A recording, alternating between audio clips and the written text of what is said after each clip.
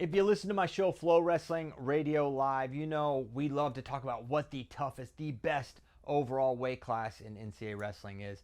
And there's two camps at this point. There's the 133 camp and the 157 camp. And while personally I'm kind of a 157 guy just from the overall array of skills and point scoring potential, there's no denying that 133 is the weight that has captured the minds of wrestling fans and has captivated so many because of the star power, because of I think the unanswered questions we have at this point in the year. And it's pretty rare at this stage in the season to still have this many questions because the overlap at this weight class has been such that a lot of the best guys have not hit. Now, some of them have, but a lot of them have not.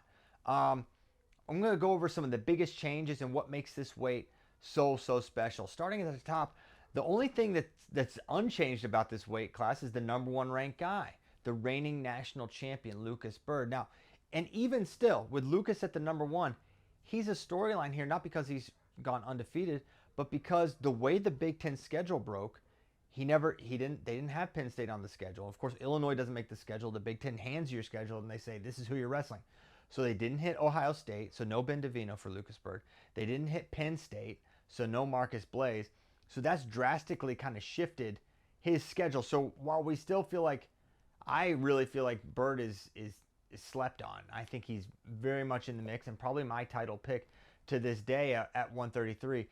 There's still that wondering like, well, yeah, he's the champ, but he beat Drake Ayala to win last year. And now we're seeing Drake Ayala is not a second, third, or fourth best guy at this weight, at least not what we've seen so far this year.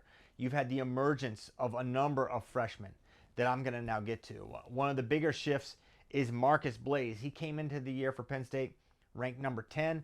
He has climbed the ranks all the way to number 2 in America. His win over Ben DeVino got him to that point, right? He beat Tyler Knox. That got him a little higher up. And then this Ben DeVino win in tiebreakers got him to the number 2 ranking. And coming into the year, nobody in America is surprised to see Marcus Blaze here. Nobody thought, wow, I don't know, we'll wait and see. There was no wait and see with Marcus Blaze. Everyone said this guy's a title contender. He has been as advertised all the way. Now, at the number 3 ranking, Ben DeVino, he was someone, there was excitement about Ben. I think everyone thought this is a guy that could place as a freshman. But I think from last year to this year, he's made tremendous strides. And he was the clear number 2 throughout much of the year since he dominated Drake Ayala at the national duels. He beat Evan Frost. And his narrow loss to Marcus Blaze does little to fan the flames of the excitement around Ben DeVino this year. So he's a guy, he started the year ranked 11th. Now he's up at number 3, so that's a big shakeup. You had Ryan Crookham. This is kind of a counter to the best weight. This was a guy ranked very highly to come into the year, but he's out for the year yet again with injury. So you lose that guy, someone that I think on his best day, we know what he can do. He can win a national title. But that day is not going to come in 2026. Wish Crookham a speedy recovery. But that's a big shift almost to the negative as you view this weight class. Probably the biggest shakeup you could possibly make is pulling a guy out of high school and putting him on your roster and then starting him. But that's what Oklahoma State has done with Jax Forrest, who started the year not just unranked, unrostered. And now he sits after his win over Aaron Seidel, number 5 ranked 133-pounder in the country. After his win over another one of the bigger stories, Aaron Seidel. This is a guy who came into the year, was redshirting much of the year. Dylan Campbell from Virginia Tech did a solid job. But Seidel looked undeniable. When Campbell got injured, it was a no-brainer to wrestle Aaron Seidel, who's really been, I would say, the most dominant 33-pounder this year from a bonus point perspective.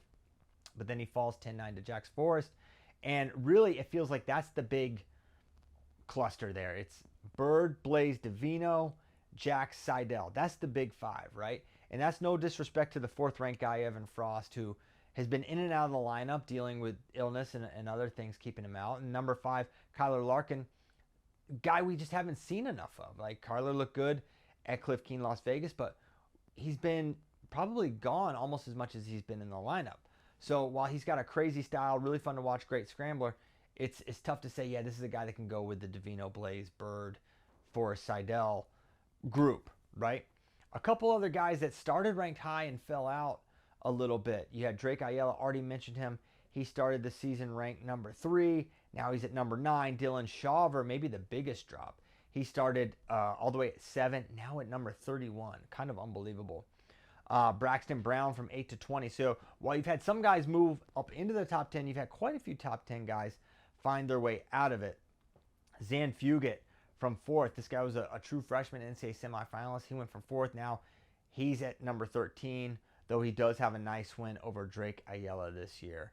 A couple other guys have changed, but those are the biggest movers and shakers. So for me, this is the weight class that I understand why people are so excited about it. The storylines here, it feels like all the major powers have a guy at this weight class. And for me, if you did ask me, like, maybe not from a watching standpoint, but like if I have to have the question answered if I can only find out the results of 133 or 157, I'll probably say 133. I just got to know who wins this weight, a weight class where I think we're going to see Jax Forrest, right? And we know Blaze, we know Davino, we know Bird, and we know the overall talent of this weight class is absolutely insane. So I love this weight. Don't get me wrong.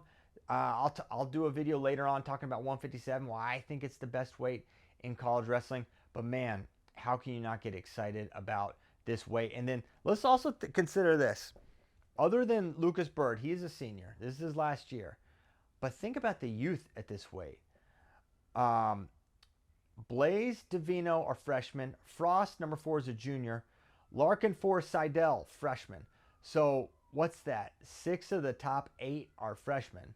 Then you got sophomore Tyler Knox. Then you got Ayala's a senior. Van Die's a junior. So of the top 10, only 2 seniors. That's not many at all. And many of those guys are freshmen. So a lot of youth. These are rivalries I think we're going to see for years to come. So this is just the first chapter. We're going to learn a lot at the Big Ten Championships too, right? Jax, we're not going to see him against the best of the Big Ten until the tournament. Aaron Seidel, we're not going to see him against the best of the Big Ten until national tournament because he's in the ACC. But at the Big Ten Championships, you're going to see Bird, Blaze, Davino, Drake Ayala, Jacob Van Die, and Zan Fugit all in the same bracket. There's going to be chaos there. I think that we're going to see some upsets. I think we're going to see a shifting of the rankings after the Big Ten Championship. So a lot more to happen through conference weekend and even more at the national tournament. So, but I want to hear from you. What do you think about this weight class? Who is the favorite in your mind? And is this the best weight class in NCAAs this year? I want to hear from you.